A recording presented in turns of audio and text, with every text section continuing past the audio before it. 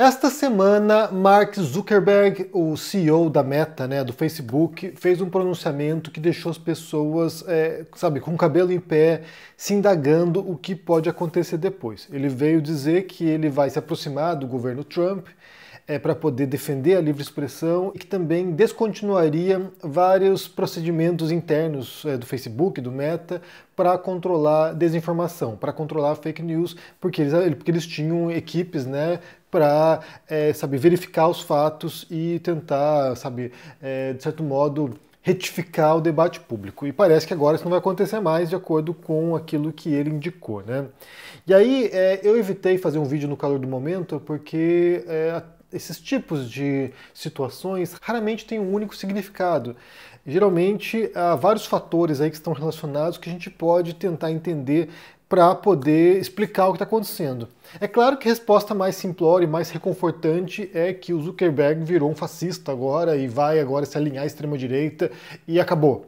É claro que isso é reconfortante, porque isso dá uma explicação simplória e rasa e fácil para compreender algo que talvez seja mais complexo do que isso.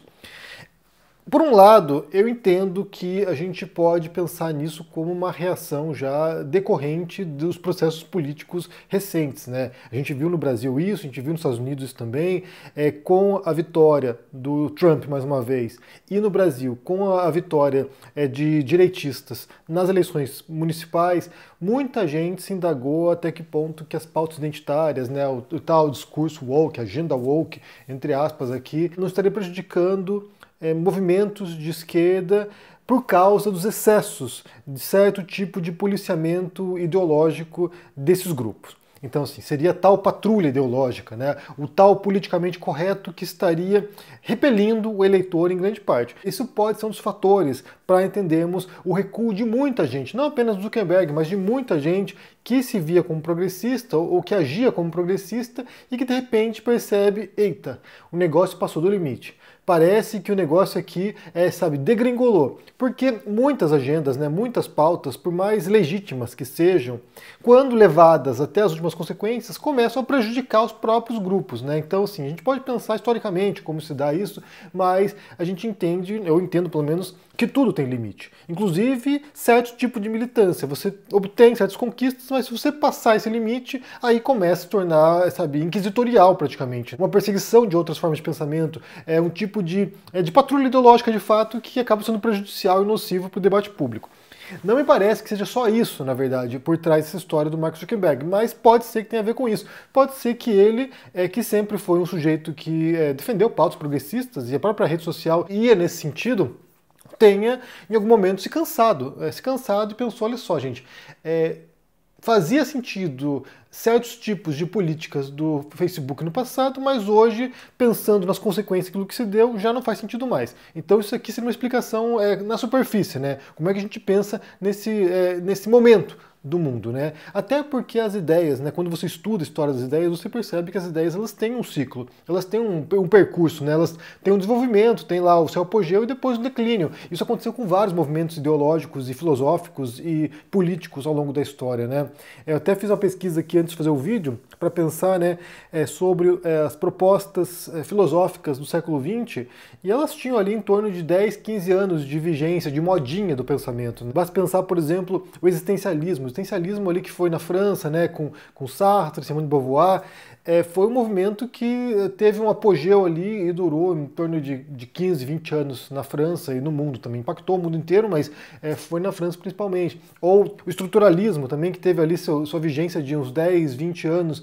O pós-estruturalismo, depois o pós-modernismo também, que já está em declínio. Ou seja, esses movimentos eles têm uma duração. Eles têm lá, eles adentram o debate público, eles impactam o debate público, eles começam a, determinar certas estruturas de pensamento e até um ponto que começam a surgir novas formas de pensar a realidade e começam a superar, ou começam a corroer pouco a pouco a importância desse tipo de pensamento. Isso não quer dizer que deixam de existir, ou que deixam de ter relevância, ou que nunca mais ninguém vai falar sobre isso. Até porque muita gente depende desse tipo de movimentos, Eles constroem sua carreira com base nessas formas de pensamento, nessas estruturas de pensamento. Eles, se formam nisso, dão aula disso, ganham dinheiro por causa disso. Então é claro que a gente pode imaginar que muita gente que opera com base nas pautas identitárias vai continuar trabalhando sob essa perspectiva porque é a vida delas, é a carreira delas. Mas, por outro lado, isso já sinaliza que os tempos estão mudando, os ventos estão mudando e estão levando em outra direção. Por um lado, levando na direção da extrema-direita, que já é uma tendência de alguns anos, então a gente pode pensar que já tem uns belos 8 anos de inclinação para a extrema-direita na questão política, na questão ideológica, mas também, por outro lado, a gente pode pensar que vai haver uma radicalização do pensamento, que já está acontecendo na esquerda, para outras formas de pensamento, talvez no sentido mais de classe mesmo, como a gente tem visto, né, um revival do marxismo aí, o que me parece bastante anacrônico, mas tem gente que ainda é marxista hoje, e aí também talvez uma moderação em certos elementos. Então assim, vai haver um afastamento dessas ideias, e aí o discurso vai meio que se regulando num novo sentido, né? Então pode ser a primeira coisa. Mas, mais do que isso, eu entendo que tem a ver com grana, tem a ver com capitalismo aqui nessa história, né? As corporações se adaptando aos novos tempos, às novas exigências, que passa também, por um lado, pelas exigências ideológicas por trás disso, a patrulha, né? Então, assim, as empresas que encamparam, essa agenda identitária estão percebendo que já não cola mais, já não funciona mais. Mesmo quem fez isso foi criticado depois por grupos identitários porque estaria explorando a imagem identitária, porque estaria explorando certas pautas, certos grupos só para ganhar dinheiro. Então, assim, já não cola mais. No marketing já pega mal em alguns casos, né? A gente viu recentemente sobre isso, né? Inclusive filmes, né? Eu falei aqui sobre Round Six recentemente, falei sobre agora o Emília Pérez. Filmes ou séries que tentariam representar certo universo identitário, sendo criticados por grupos identitários porque estaria representando mal esses grupos. Então, assim, isso vai desgastando essa relação entre a cultura e essas pautas. Isso vai desgastando. Então pode ser também que sinalize que as corporações já estão agora retrocedendo em certos princípios, né? Tem um livro bem interessante que eu li recentemente, até foi recomendado por alguém aqui no canal, que se chama Armadilha Identitária, que é do autor Yascha Mounk. E ele conta, né, como é que essas pautas identitárias, elas adentram as universidades, depois passam a adentrar o discurso público, depois passam a adentrar o mundo corporativo e passam a impactar na cultura como um todo, né? Tanto na cultura no geral como na cultura corporativa, empresarial, e aí me parece que isso já está em retrocesso. Foi muito rápido, na verdade, porque assim, se a gente pensasse 2 anos atrás, qualquer pessoa que ousasse criticar os grupos identitários ou criticar a agenda identitária, né, a militância identitária, seria massacrado por aí. E agora já me parece que isso já se torna quase esperado de alguém, né? Qualquer pessoa que tem um pouquinho de reflexão já pode vir aqui e falar, olha só, passou dos limites, então me parece que agora, como eu falei, está se regulando para um outro sentido. E aí, pode ser que, nesse caso, nas corporações já comece a haver um retrocesso nesse sentido, né? Assim, já não faz mais sentido certas práticas que foram incorporadas para tentar agradar esses grupos e agora a gente vai abandonar essas práticas. E aí me parece que, em parte, pelo menos, certas políticas do Meta, né, certas políticas do Facebook serão abandonadas com base nesse esgotamento, nesse desgaste dessa agenda ideológica, identitária que passou dos limites e todo mundo cansou. As pessoas cansaram, estão cansadas disso, cansadas. Então, esse é o segundo ponto. Mas o terceiro ponto, que é mais profundo, e eu acho que aí está na raiz do problema, na questão dessa mudança, né, da posição do Zuckerberg e do Meta, tem a ver com grana, tem a ver com o modelo de negócios das redes sociais e como isso está ameaçado. E como agora eles vão colar no Trump, porque o Trump compartilha de uma visão deles, né, de economia e de cultura e de sociedade, e aí eles vão colar no presidente Trump para usar a força estatal, para usar o poder do governo norte-americano para enfrentar outras nações e possíveis, né, ou futuras regulamentações que vão restringir o impacto e o poderio dessas corporações de redes sociais. Porque hoje essas empresas, elas são, sabe, os grandes negócios globais. Os grandes negócios globais hoje são captação dos nossos dados nas redes sociais e utilização desses dados para vender coisas pra gente, para fazer anúncio e vender coisas pra gente. E aí tem uma reportagem aqui do Financial Times que fala sobre isso, eu quero ler para vocês um trechinho aqui, porque fala muito bem sobre como parece ser esse, sabe, o teor, a razão por trás do posicionamento do Zuckerberg agora. A reportagem se chama A Batalha Vindoura entre Redes Sociais e o Estado.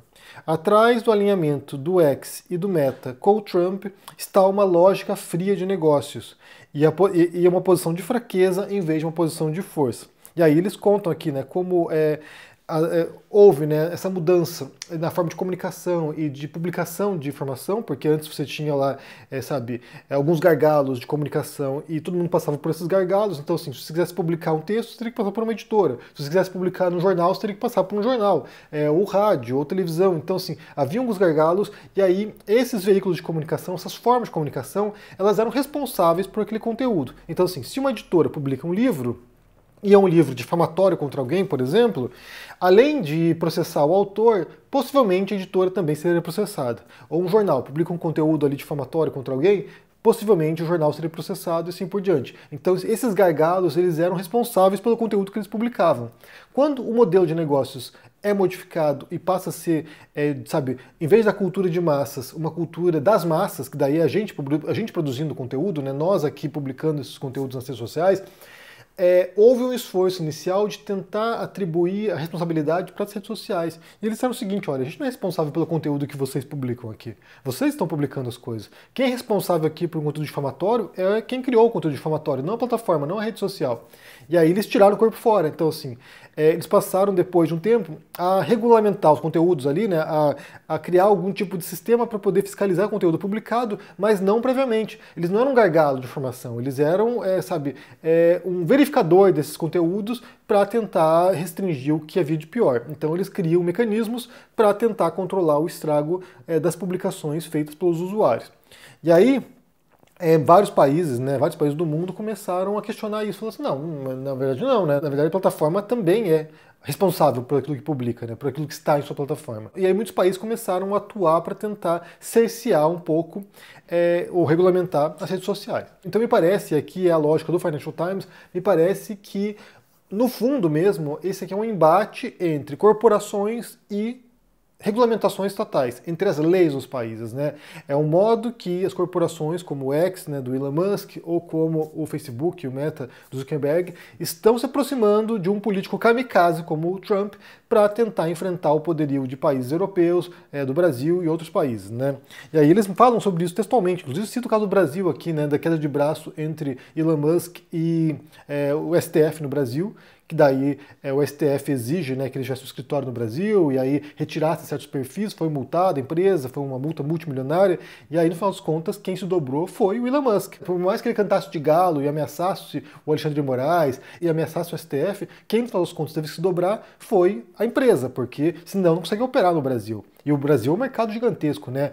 Tem uma audiência enorme, um monte de usuários, um tempo de uso gigantesco também, é um dos países que mais tem usuários de redes sociais, então é claro que qualquer empresa que queira operar no Brasil vai ter que aceitar as regras do judiciário brasileiro, vai ter que aceitar as regras do Brasil. E aí, segundo essa reportagem, o que essas empresas estão tentando fazer é usar a força dos Estados Unidos, é usar o poderio econômico, militar, político dos Estados Unidos para tentar forçar esses países, incluindo o Brasil, a recuarem nessas regulamentações. Então, assim, eles estão criando um modelo agora de atuação, né, política para que na União Europeia, pelo menos, que é esse bloco econômico poderosíssimo também, seja enfraquecida qualquer tipo de regulamentação que constranja as redes sociais. Então a gente fala aqui, essencialmente, né, em última instância, e talvez a raiz do problema, em questões comerciais, capitalistas, porque as empresas elas vão aderir a certas ideias, conjunto de ideias, e aderiram inclusive à agenda identitária, porque isso era de interesse comercial para elas, né? Era demonstrar, olha só como nós somos inclusivos, olha só como a gente se importa com questões sociais, olha só como a gente tem consciência social, né? Olha só como a gente está implementando aqui práticas para poder ter diversidade nas nossas empresas. Eles fizeram isso para inglês ver, eles fizeram isso porque eles queriam mostrar para o mundo, olha só, nós estamos alinhados com a marcha dos tempos, nós estamos alinhados com suas demandas, olha só, vocês que são nossa audiência, nós nos importamos com as suas preocupações. E agora já não faz mais sentido fazer isso, tanto por questões de regulamentação agora dos países, quanto por questões, da marcha dos tempos, dos ventos que mudaram, eles já acham que não faz mais sentido ficar fingindo que se importam com certas questões. E aqui a gente fala em nível da empresa, né, em nível da empresa, da corporação, porque no fim das contas tudo que importa para uma corporação é grana. Já falei anteriormente aqui sobre o documentário, né, The Corporation, que mostra lá, se fosse traçar o perfil psicológico de uma empresa, né, de uma corporação, seria um psicopata, porque não se importa com as consequências. Pouco importa para a corporação se está destruindo democracias pelo mundo, se está corroendo o debate público, se está, destruindo a mente das pessoas, se os algoritmos estão manipulando as pessoas para certo sentido. Pouco importa para a corporação. O que importa é ter lucros bilionários. Isso que importa. E aí, tanto faz, sabe, passar por cima de países, passar por cima de leis locais, sabe, desafiar tribunais, desafiar, sabe, Supremo Tribunal Federal, desafiar políticos locais, tanto faz para eles. O que eles vão fazer agora é tentar passar com o rolo compressor por cima para poder, sabe, gerir seus interesses, que é ganhar mais dinheiro. E aí, o que a reportagem insinua aqui, né? Insinua não, fala explicitamente, na verdade, é que esse tipo de alinhamento agora dessas empresas com o Trump indica a fraqueza dessas empresas, indica como elas são dependentes sim do poder do Estado, indica sim como elas não estão em posição de vantagem e precisam agora colar no presidente maluco como o Trump para tentar garantir os seus interesses. Então a questão aqui é dinheiro, né? Dinheiro, sabe, a atuação dessas corporações no mundo e como elas estão tentando preservar o seu modelo de negócio.